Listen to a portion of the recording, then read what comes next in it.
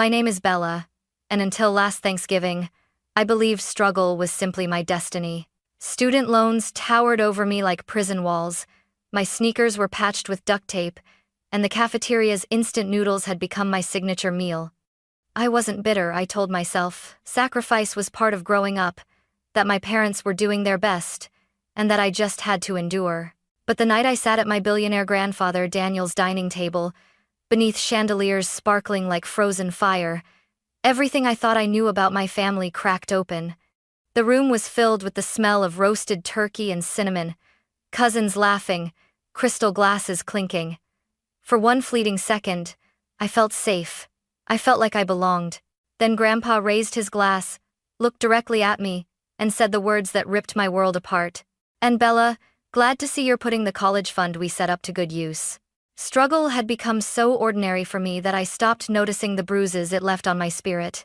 My mornings always began the same way, stumbling out of my cramped apartment, clutching cheap coffee I could barely afford, pulling on those duct tape sneakers that squeaked with every step. I worked 20 hours a week at the campus cafe, pouring lattes for kids who didn't know what minimum wage meant. At night, I'd collapse onto my mattress on the floor, textbooks stacked like bricks around me, wondering if exhaustion could actually make someone forget how to dream. Still, I told myself I was lucky. Lucky to have a roof over my head, lucky to be in college at all, lucky that my parents John and Linda were somewhere out there, even if they barely answered my texts. Sometimes a one-word reply would come through, weeks late. Busy. That was the closest thing I got to support. So when Thanksgiving rolled around, I tried to push the bitterness away. I told myself it didn't matter, that I had nothing to bring to the family dinner except my presence. Grandpa Daniel's mansion had always been larger than life, the kind of home you saw in magazines, gates that shimmered under golden lights, a driveway long enough to fit 20 cars, windows that reflected the stars. It was intimidating but also comforting in a strange way, like a reminder that no matter how hard things got, there was still wealth and stability somewhere in my bloodline. The inside of the house glowed with warmth.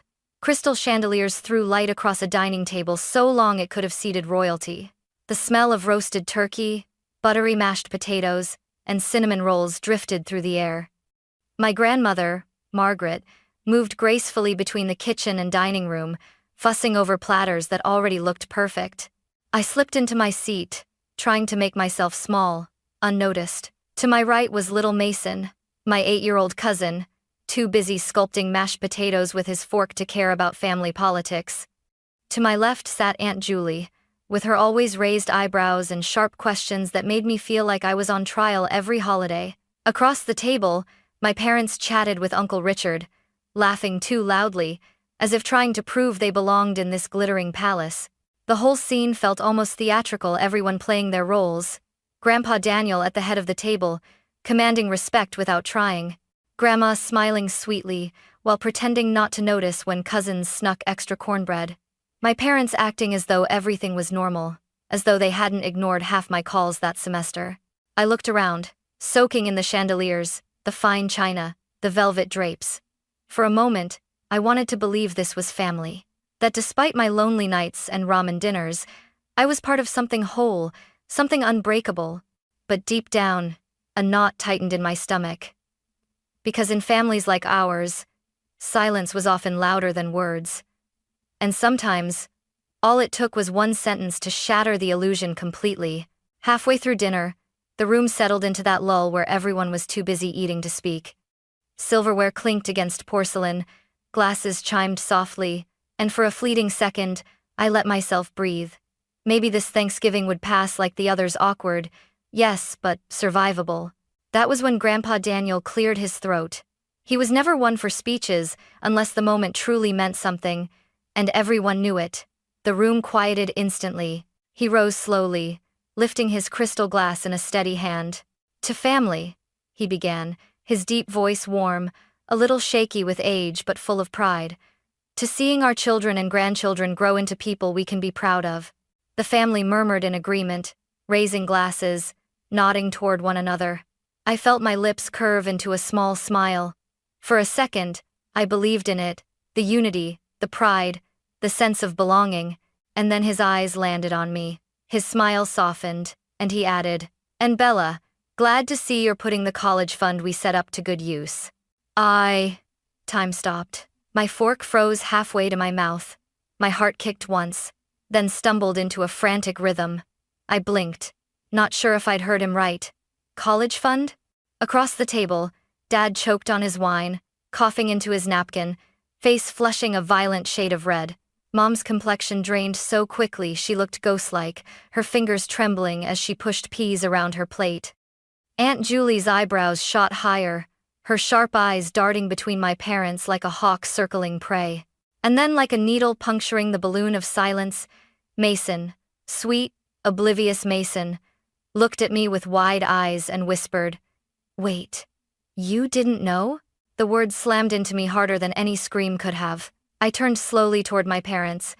My voice came out thin, shaky, quieter than I intended. "What? Fund?"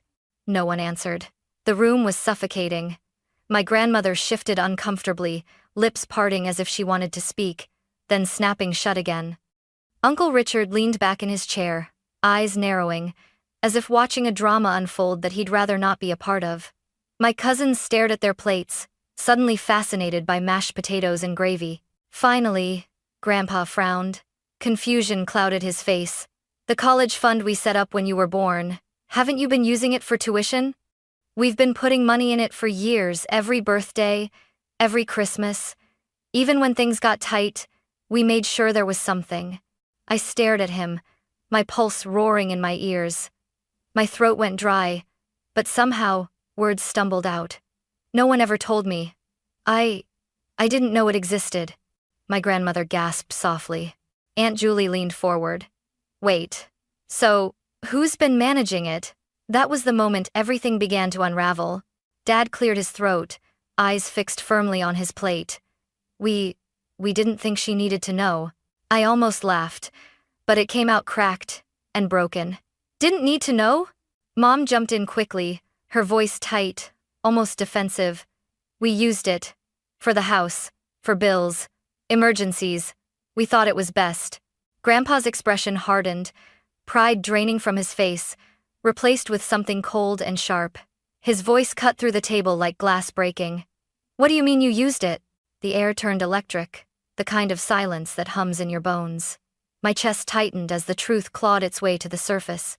And in that moment, I knew nothing about my life would ever be the same again. My chair scraped loudly against the polished floor as I pushed back, heart hammering in my chest. "You didn't think I needed to know?" My voice cracked on the word needed, rising sharper than I expected. Dad still wouldn't look at me. His eyes stayed glued to the silverware lined neatly on the table, as if he could disappear into the reflection. We thought it wasn't necessary. You were fine. You've always managed." I laughed, bitter and jagged. "Fine? Do you know what fine looks like for me? Working 20 hours a week on top of full-time classes, eating instant noodles because I can't afford groceries, duct taping my sneakers because I don't have the money for new ones. That's your definition of fine?" Mom's face flushed, her hands trembling as she set her fork down. "Bella, don't make this worse than at Island. We had no choice. The recession hit us hard. The roof was leaking, the car needed repairs, and your brother needed braces. We used the money for the family." "The family?"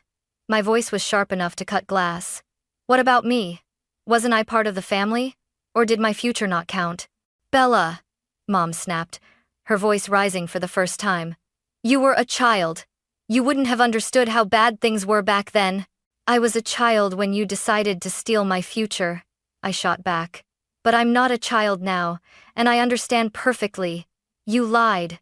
For years." The silence that followed was unbearable. I could feel everyone's eyes on me, cousins shifting uncomfortably, Aunt Julie leaning in with predatory curiosity, Uncle Richard's lips pressed into a thin line. Even little Mason had stopped playing with his food, his fork hovering midair as though afraid to move.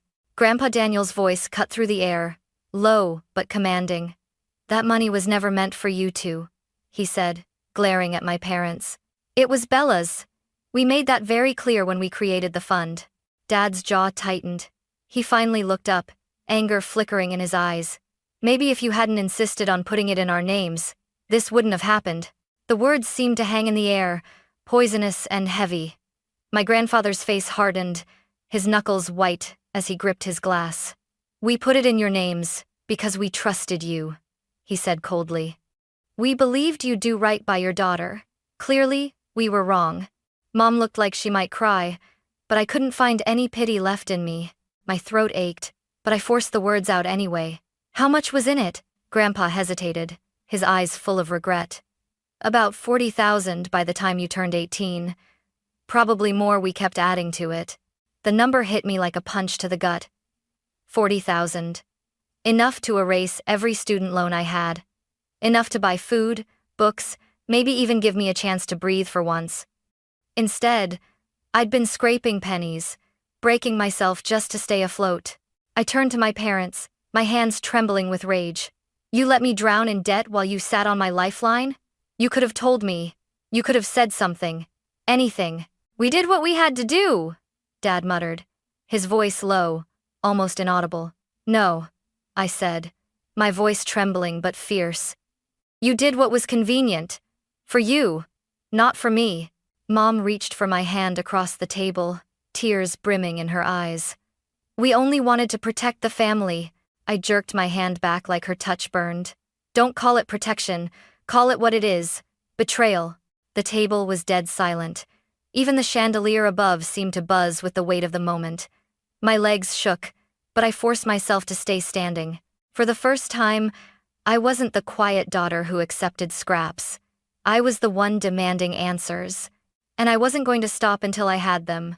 I sat down, not because I wanted to, but because my legs were shaking too hard to keep me upright.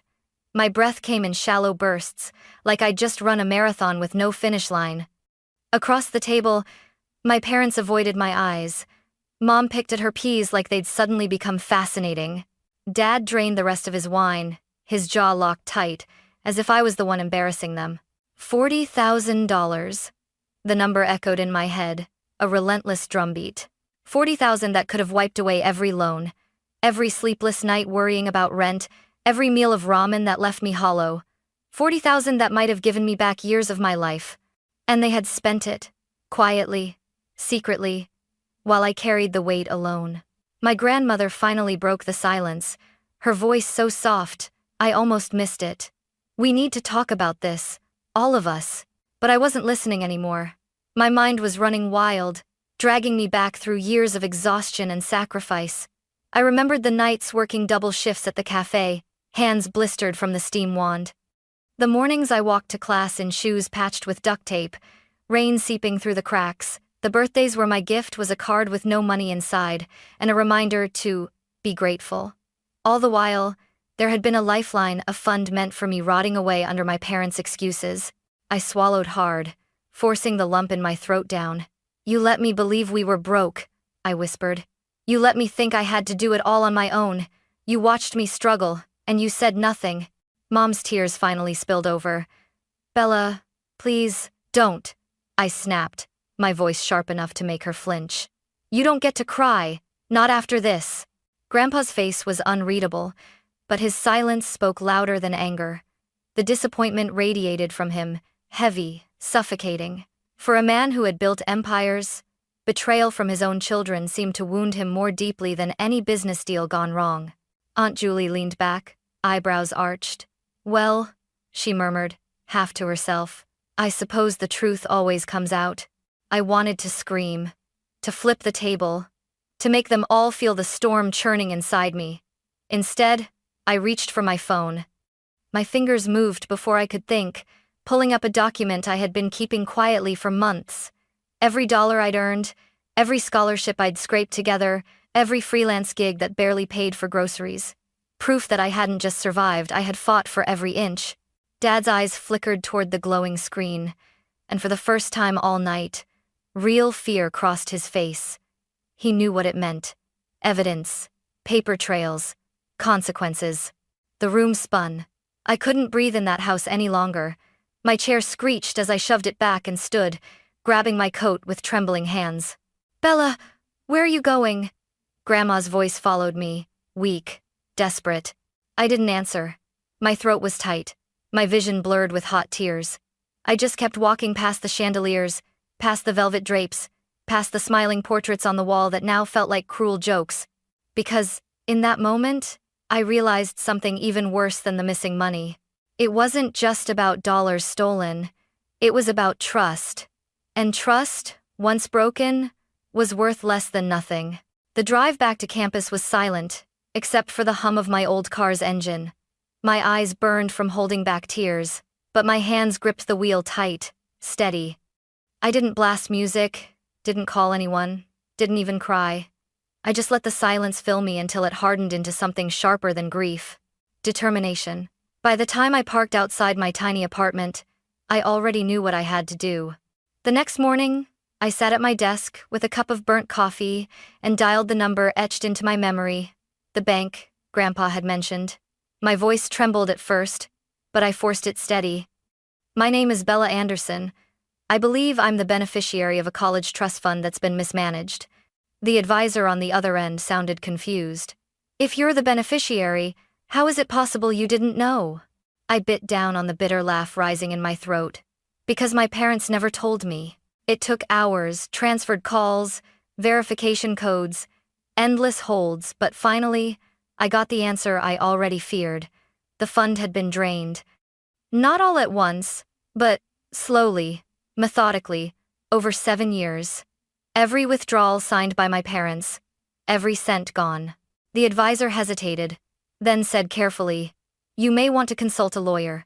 If the trust was designated for your education, this could fall under misappropriation." Misappropriation. The word rattled in my head, heavy and foreign. My parents, my own parents, potentially criminals in the eyes of the law. That afternoon, I walked across campus to the legal aid office. The representative was a middle-aged woman with kind eyes who listened without interruption as I spread out my documents. The original trust paperwork Grandpa had emailed me, the bank's confirmation statements, and my own meticulous records, scholarships, wages, even notes from nights I'd chosen groceries over textbooks. When I finished, she sat back, hands folded. "Bella, based on what you've shown me, your parents may have committed a felony. This isn't just unethical, it's potentially illegal." I felt my chest tighten. Felony. My parents had tucked me into bed as a child, taught me to ride a bike, kissed my scraped knees, and now I was staring down the possibility of seeing them in court. That night, I pulled out the folder I'd been quietly building for years. It wasn't meant for this. It had started as my way of tracking survival. Every scholarship acceptance letter, every job pay stub, every freelance invoice, proof that I had clawed my way forward without a safety net. Now it was more than a record. It was ammunition. I remembered sitting in my cold apartment one winter night at 2 a.m., calculating whether I could afford shoes or groceries. I'd chosen groceries, taping the shoes again. Meanwhile, my parents had been using my fund for leaky roofs, car repairs, orthodontics, for everything except me. As I flipped through the papers, I saw more than numbers. I saw the life I should have had, the life they stole. I slid the folder into my bag and zipped it shut. My hands were shaking, but not with fear this time, with resolve. They thought they could bury the truth. They thought silence would protect them. But I wasn't that quiet little girl anymore. I had evidence, and I was going to use it. 2 nights later, there was a knock at my apartment door. Sharp, insistent. My stomach sank even before I opened it. Dad stood in the hallway, coat collar turned up, eyes sunken like he hadn't slept. For a moment, I thought he looked older, smaller. Then he opened his mouth, and the old weight returned. "Bella?" he said softly. "Can I come in?" I blocked the doorway with my arm. "Why? So you can lie to my face again?" He sighed, rubbing his forehead. "No, I need to explain. Please." Against my better judgment, I stepped aside.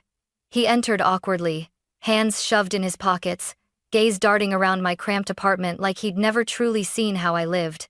The peeling paint. The sagging couch.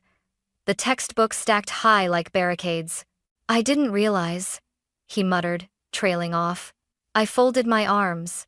"Didn't realize what? That your daughter was living on canned soup while you drained her college fund?" His shoulders slumped. "We never meant for it to go this far. Your mom and I thought we'd pay it back. At first, it was just small amounts, repairs, bills. Then, we fell behind. It got away from us. Got away from you? My laugh was sharp, humorless. You chose this. Every withdrawal had your signature. Don't pretend it just happened. He winced, but pushed on. We didn't just use it for ourselves, Bella. We used it for your brother too. His school, his surgery. He's always needed more help than you. You've always managed. You've always been strong. The words hit harder than I expected. So, because I was the easy kid, I deserved less?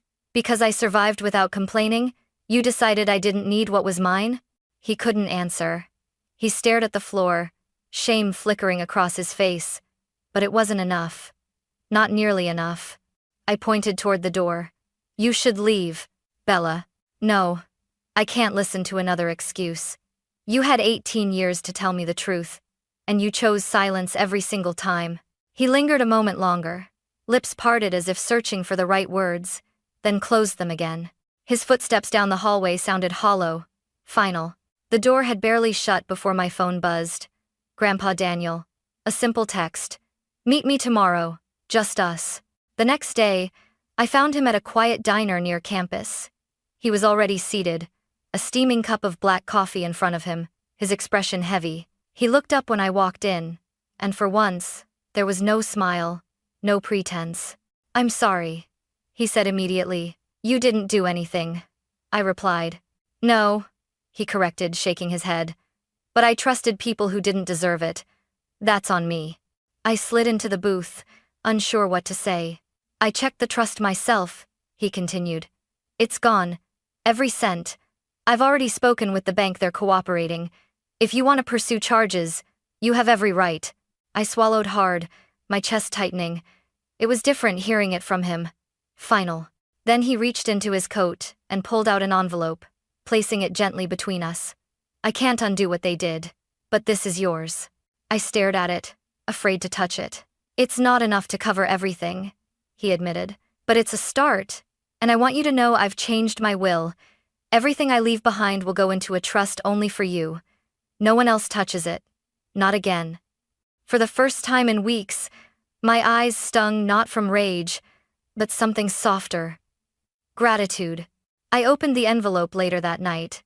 Inside was a cashier's check for $20,000. It should have felt like salvation.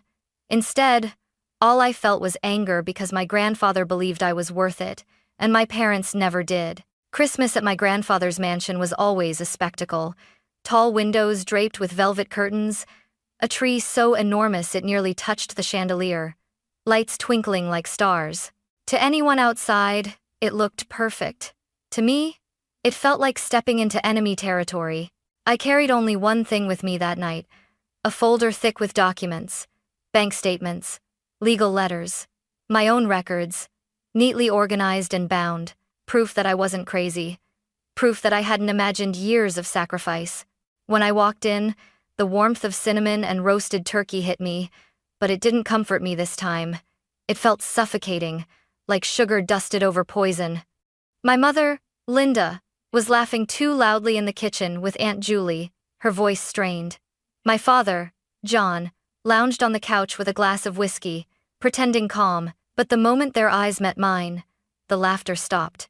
Grandpa Daniel gave me a small nod from across the room, a silent reminder. You're not alone.